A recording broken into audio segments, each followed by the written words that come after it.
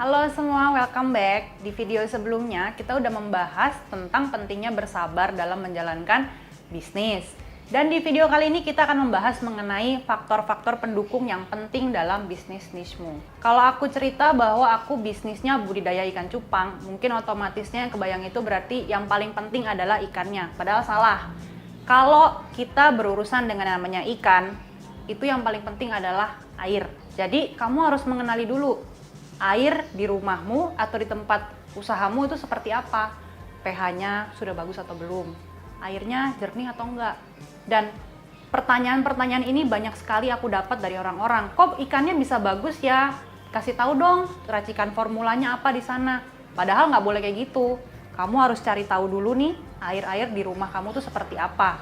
Baru kalau airnya sudah bagus, sudah sesuai sama ikannya, itu nanti baru bisa bikin ikan kamu dipelihara di rumah sehat. Air di rumahku beda pasti sama air-air di rumah orang lain. Meskipun judulnya sama-sama air tanah, pasti pH, salinitas, keasamannya, semua tuh pasti akan beda. Jadi nggak boleh mengcopy secara terang-terangan nih punya orang di sini kayak gini, gue copy nggak boleh. Jadi harus coba-coba sendiri dulu. Garamnya seberapa banyak ya, ketapangnya seberapa banyak ya, airnya harus diendapkan berapa lama.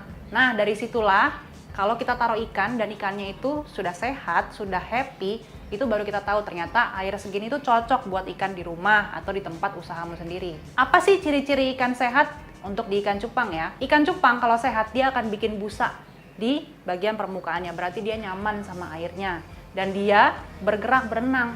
Kalau ikan cupang yang kurang sehat atau kurang cocok sama airnya, dia akan ada di bawah atau dia akan ada benar-benar di atas. Kalau ikan cupang yang sehat dia berenang, dia baik, dan kalau kita buka sekatnya dia pasti akan flaring atau ngedok. Ketemu jantan atau ketemu betina dia pasti akan ngedok atau ketemu kaca. Jadi selain kamu juga harus mementingkan air, di cupang itu juga nggak boleh pelihara cuma satu. Kenapa? Kalau dia tidak pernah melihat lawan atau dia tidak pernah melihat betina, itu pasti dia nggak terbiasa. Kalau di cupang itu yang namanya flaring itu seperti olahraganya dia. Jadi satu hari itu harus dibuka sekat sekitar 1-2 menit, atau kamu bisa pakai kaca supaya cupangnya itu bisa kayak olahraga nih, olahraga sebentar kan biar dia nggak lemas.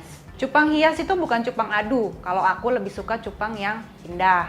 Dan cupang itu adalah ikan teritorial, makanya pelihara ikan cupang itu harus seperti ini, harus per soliter, per akuarium seperti ini, karena mereka adalah ikan-ikan yang teritorial. Kalau dibuka seperti ini pasti mereka akan ngedok, mereka ngelihat musuh, dan kalau digabungin pasti akan berantem. Makanya harus dipisah per soliter ikannya. Seperti itu ya contohnya.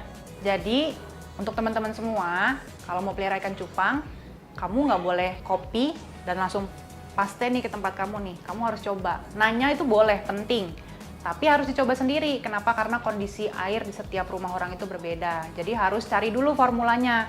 Kalau sudah ketemu, baru deh kita beli-beli nih ikan yang bagus-bagus. Dicoba dulu dari yang murah, dicoba dulu dari yang sedikit. Jadi kalau mati nggak sakit hati, kan lumayan duitnya.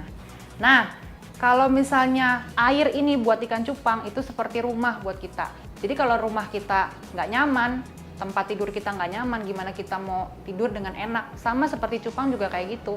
Apalagi tempatnya sudah dikecilkan sampai segini kecilnya. Jadi benar-benar harus nyaman buat dia, biar ikannya juga sehat. Jadi kalau kamu mau ngecek secara pasti, kamu bisa juga beli alat tes pH dan kamu bisa cek pH di rumah kamu itu berapa. Kalau cupang itu cocoknya seperti ikan arwana, itu di 6-7, 7,5. Nah itu sudah paling mentok kalau buat cupang. Dan kalau misalnya tambahan-tambahan, kamu juga bisa pakai seperti garam ikan, kamu bisa pakai ketapang, dan kamu juga bisa menambahkan aditif atau obat-obat penunjang untuk air ikan di rumah kamu.